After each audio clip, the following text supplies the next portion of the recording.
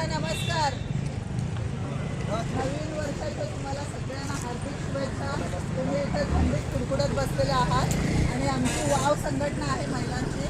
आम्ही आमच्या संघटनेच्या वतीने तुमचं नवीन वर्ष उबदार जाऊ दे म्हणून आम्ही तुमच्या सोबत नवीन वर्ष साजरा करण्यासाठी आमच्या वाव संघटनेच्या वतीने आम्ही सगळ्या महिला आपल्याला ब्लँकेट द्यायला आलो. धन्यवाद.